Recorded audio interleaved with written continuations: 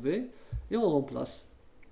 On remplace ln de 2 sur t en secondes que j'ai trouvé 9,50 fois 10 puissance plus 12 fois le nombre de moles initial, 3,4325 fois 10 puissance 20. Voilà. En faisant le calcul, j'ai trouvé A est égal à 2,50 fois 10 puissance 7 dps. dps ou bien on sait que 1 dps est égal à 1 becquerel. 1 becquerel. Donc on peut aussi convertir en becquerel. Donc 1 becquerel est égal à 1 dps.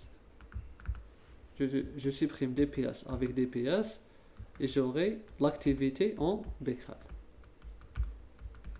Becquerel c'est 2,50 fois 10 puissance 7.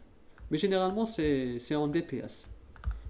Donc soit becquerel soit dps c'est la même chose. Là voici l'activité trouvée.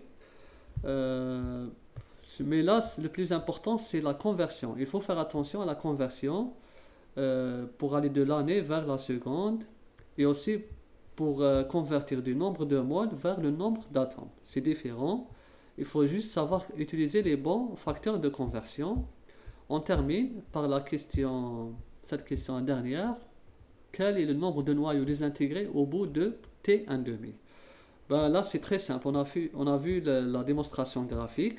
On sait que à T1,5, qui est égal à la période, le n, nombre de noyaux qui se désintègrent, ou bien le nombre de noyaux qui restent, est égal à 1,0 sur 2, directement. Donc là, on va faire le calcul.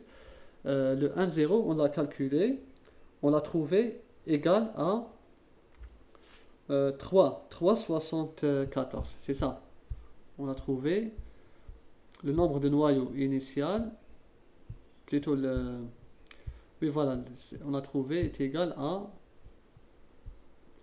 Où est-ce qu'il est? 3,43 plutôt. 3,43 10 puissance 20. C'est ça le nombre de noyaux initial.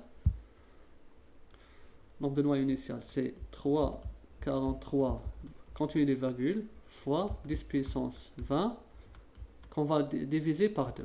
Hein? Et j'ai trouvé environ 1,72 fois 10 puissance 20. Donc là, n a 1,5. n a 1,5, 10 puissance 20 noyaux.